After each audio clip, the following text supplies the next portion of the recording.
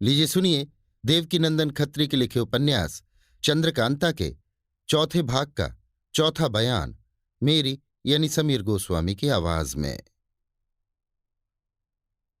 राजा सुरेंद्र सिंह के सिपाहियों ने महाराज शिवदत्त और उनकी रानी को नौगढ़ पहुंचाया। जीत सिंह की राय से उन दोनों को रहने के लिए सुंदर मकान दिया गया। उनकी हथकड़ी बेड़ी खोल दी गई, मगर हिफाजत के लिए मकान के चारों तरफ सख्त पहरा मुकर्रर कर दिया गया। दूसरे दिन राजा सुरेंद्र सिंह और जीत सिंह आपस में कुछ राय करके पंडित बद्रीनाथ, पन्नालाल, रामनारायण और चुन्नीलाल, इन चारों कैदी अय्यारों को साथ ले उस मकान में गए जिसमें महाराज शिवदत्त और उनकी महारानी को रखा था। राजा सुरेंद्र सिंह के आने की खबर सुनकर महाराज शिवदत्त अपनी रानी को साथ लेकर दरवाजे तक इस्तकबाल के लिए आए और मकान में ले जाकर आदर के साथ बैठाया। इसके बाद खुद दोनों आदमी सामने बैठे। हथकड़ी और बेड़ी पहने अय्यार भी एक तरफ बैठाए गए। महाराज शिवदत्त ने पूछा, इस वक्त आपने किस लिए तकलीफ की? राजा सुरेंद्र सिंह ने इसके जवाब में कहा, आज तक आपके जी में जो कुछ आया किया। क्रूर सिंह के बहकाने से हम लोगों को तकलीफ देने के लिए बहुत कुछ उपाय किया, धोखा दिया, लड़ाई ठानी, मगर अभी तक परमेश्वर ने हम लोगों की रक्षा की। क्रूर सिंह, नाजिम और अहमद भी अपनी सजा को पहुंच गए और हम लोगों की बुराई सोचते सोचते ही मर गए। अब आपका क्या इरादा है? इसी तरह कैद में पड़े रहना मंजूर है या और कुछ सोचा है? महाराज शिवदत्त ने कहा, आपकी और कुंवर बीरेंद्र सिंह की बहादुरी में कोई शक नहीं, जहां तक तारीफ की जाए थोड़ी है।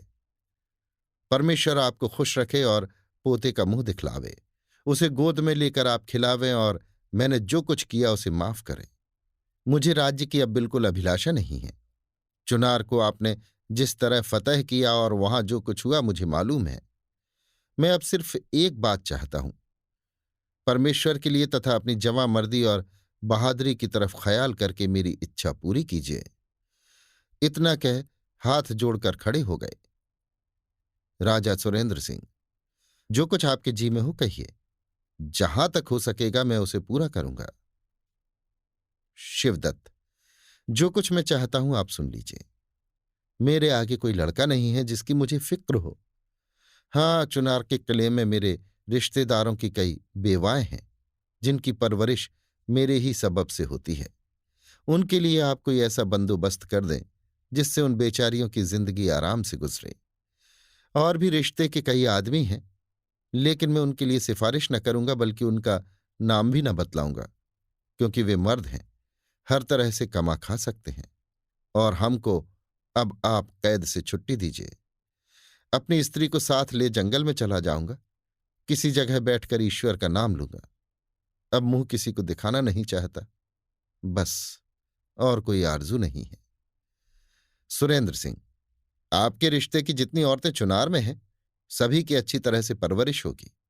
उनके लिए आपको कुछ कहने की जरूरत नहीं, मगर आपको छोड़ देने में कई बातों का ख्याल है।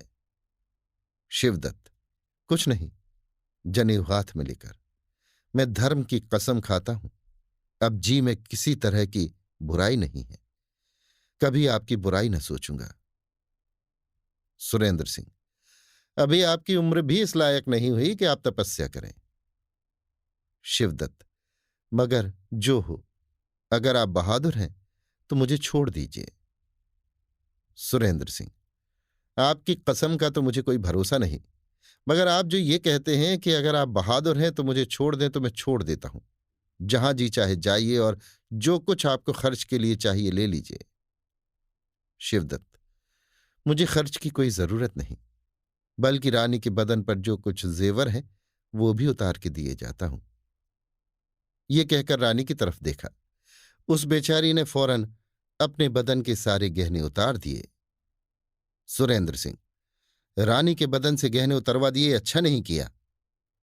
शिवदत्त, जब हम लोग जंगल में ही रहा चाहते हैं तो ये हत्या क्यों लिए जाएं? क्या चोरों और डकैतों के हाथों से तकलीफ उठाने के लिए और रात भर सुख की नींद न सोने के लिए? सुरेंद्र सिंह उदासी से, देखो शिवदत्त, तुम हाल ही तक चुनार की गद्दी के मालिक थे। आज तुम्हारा इस तरह से जाना मुझे बुरा मालूम होता है। चाहे तुम हमारे दुश्मन थे तो भी मुझको इस बेचारी तुम्हारी रानी पर दया आती है। मैंने तो तुम्हें छोड़ दिया, चाहे जहां जाओ, मगर एक दफे फिर कहता हूं, अगर तुम यहां रहना कबूल करो तो मेरे राज्य का कोई काम जो चाहो मैं खुशी से तुमको दूं। तुम यहीं रहो। शिवदत्त, नहीं, अब यहां ना रहूंगा, मुझे छुट्टी दे दीजिए। इस मकान के चारों तरफ से पहरा हटा लीजिए। रात को जब मेरा जी चाहेगा चला जाऊंगा। सुरेंद्र सिंह, अच्छा, जैसी तुम्हारी मर्जी। महाराज शिवदत्त के चारों अय्यार चुपचाप बैठे सब बातें सुन रहे थे। बात खत्म होने पर दोनों राजाओं के चुप हो जाने पर महाराज शिवदत्त की तरफ देखकर पंडित बद्रीनाथ ने कहा, आप तो अब तपस्या करने जाते हैं, हम लोगों के लिए क्या हुक्म होता है? शिवदत्त, जो तुम लोगों के जी में आवे करो, जहां चाहो जाओ। हमने अपनी तरफ से तुम लोगों को छुट्टी दे दी। बल्कि अच्छी बात हो कि तुम लोग कुंवर बीरेंद्र सिंह के साथ रहना पसंद करो, क्योंकि ऐसा बहादुर और धार्मिक राजा तुम लोगों को न मिलेगा। बद्रीनाथ, ईश्वर आपको कुशल से रखे। आज से हम लोग कुंवर बीरेंद्र सिंह के हुए। आप अपने हाथों से चारों अय्यारों की हथकड़ी बेड़ी खोल दीजिए। महाराज शिवदत्त ने अपने हाथों से चारों अय्यारों की हथकड़ी बेड़ी खोल दी। राजा सुरेंद्र सिंह और जीत सिंह ने कुछ भी न कहा कि आप इनकी बेड़ी क्यों खोलते हैं। हथकड़ी बेड़ी खुलने के बाद चारों अय्यार राजा सुरेंद्र सिंह के पीछे जा खड़े हुए। जीत सिंह ने कहा, अभी एक दफे आप लोग चारों अय्यार मेरे सामने आइए, फिर वहां जाकर खड़े होइए। पहले अपनी मामूली रस्म तो अदा कर लीजिए। मुस्कुराते हुए बद्रीनाथ, पन्नालाल, रामनारायण और चुन्नीलाल जीत सिंह के सामने आए और बिना कहे जनेऊ और अय्यारी का बटुआ हाथ में लेकर कसम खाकर बोले, आज से मैं राजा सुरेंद्र सिंह और उनके खानदान का नौकर हुआ। ईमानदारी और मेहनत से अपना काम किया करूंगा। तेज सिंह, देवी सिंह और ज्योतिषी जी को अपना भाई समझूंगा। बस, अब तो रस्म पूरी हो गई। बस, और कुछ बाकी नहीं। इतना कहकर जीत सिंह ने चारों को गले से लगा लिया। फिर ये चारों अय्यार राजा सुरेंद्र सिंह के पीछे जा खड़े हुए। राजा सुरेंद्र सिंह ने महाराज शिवदत्त से कहा, अच्छा, अब मैं विदा होता हूं। पहरा अभी उठाता जाता हूं। रात को जब ची चाहे चले जाना, मगर आओ गले तो मिल लें। शिवदत्त हाथ जोड़कर, नहीं, मैं इस लायक नहीं रहा कि आपसे गले मिलूं।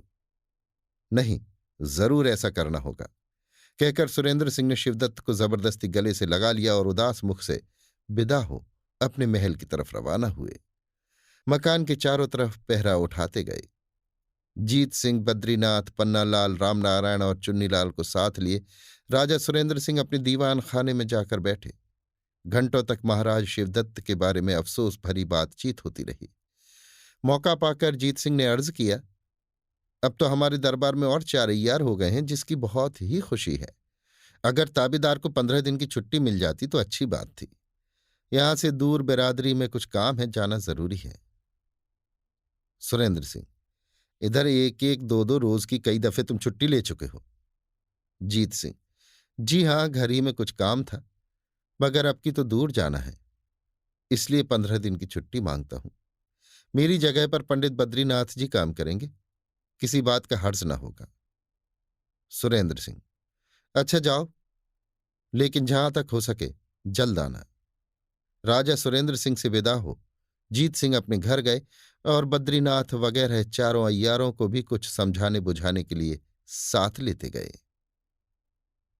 अभी आप सुन रहे थे देवकीनंदन खत्री के लिखे उपन्यास चंद्रकांता के चौथे भाग का चौथा बयान, मेरी यानी समीर गोस्वामी की आवाज में।